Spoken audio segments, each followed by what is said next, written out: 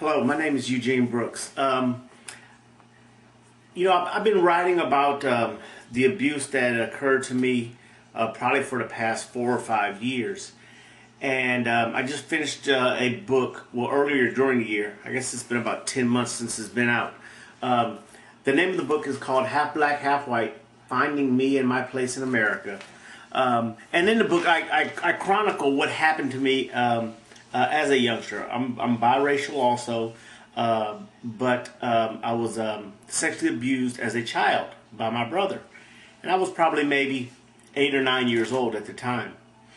I talk about in the book, how it affected me growing up biracial, growing up, with the sexual abuse and how I felt. And so probably it probably will take me about 4 parts to kind of go through my story real quickly, and more importantly, how I was able to regain my life back, and started figuring out why I did all the things that I did. And most of them were self-destructive, with drugs and alcohol and, anger and feeling alone and just a variety of different emotions and feelings and things that I did to hurt myself. And I did, and it wasn't a conscious decision to hurt myself. It just it was a byproduct or a result of the abuse that happened to me as a young boy. It happened to me when I was about 8 or 9 years old. I was abused several times. The length of how long I was abused, I can't remember. There's a lot about my childhood that I don't remember now, probably because I blocked some of it out. But I do remember some of the times that it did happen. The fondling and the and just all the other act that goes along with that. There wasn't any penetration, but I don't want to minimize what abuse is.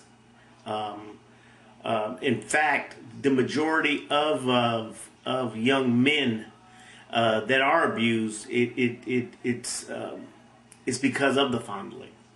So it in no way minimizes what happened and how bad it was, because we all interpret what happens to us differently. For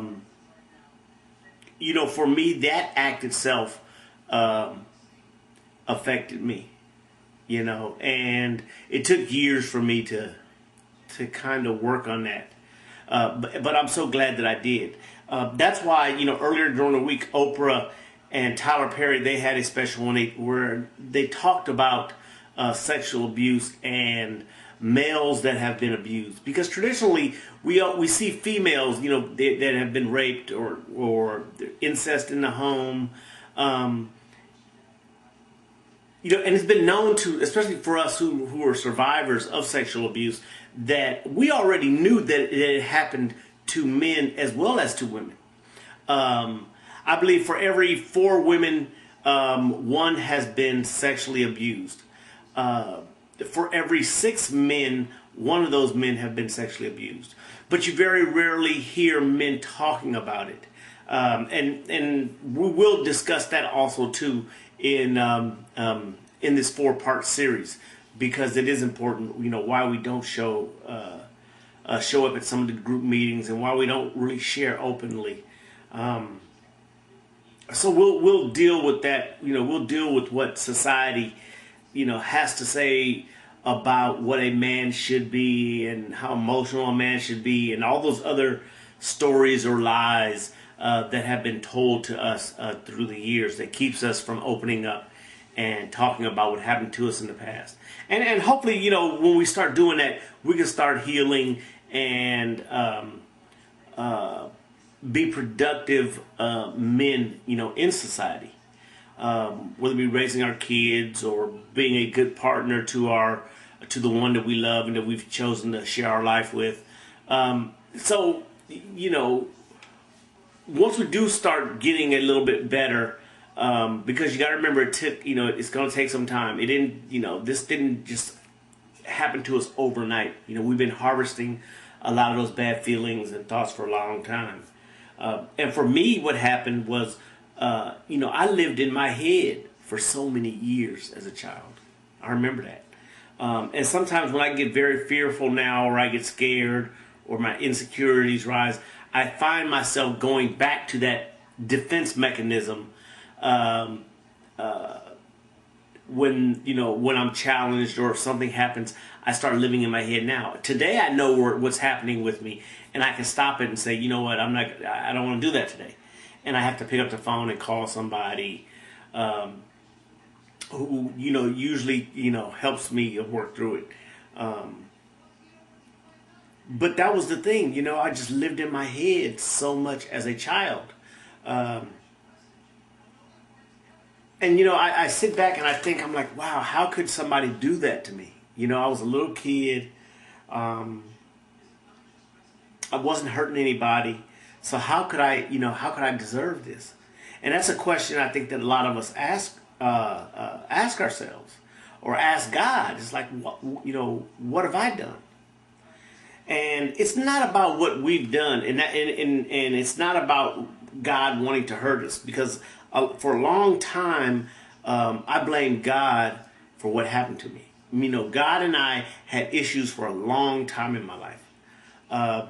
Because you hear about God and him being loving and caring and all of those great words, but I didn't see that in my life. I remember when I was homeless, I thought about that and I said, you know what? There's somebody out there is going to be homeless. It's going to happen. Somebody out there is going to be in jail, prison. It's going to happen.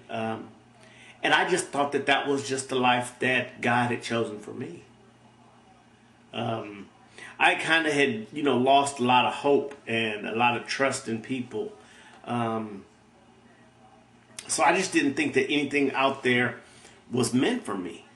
And what was meant for me is at that time I thought was what I was living,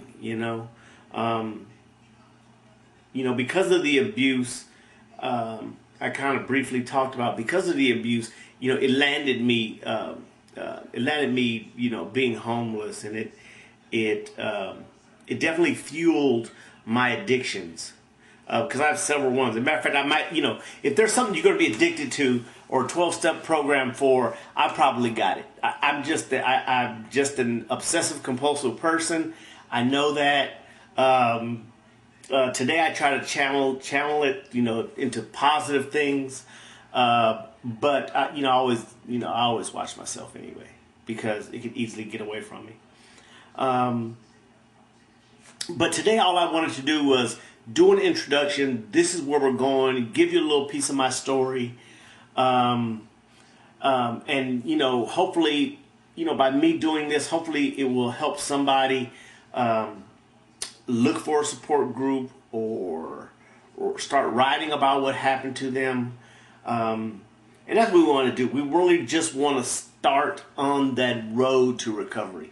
Just open that door just a little bit, and that door being just a door of willingness, just being to a point where you're just exhausted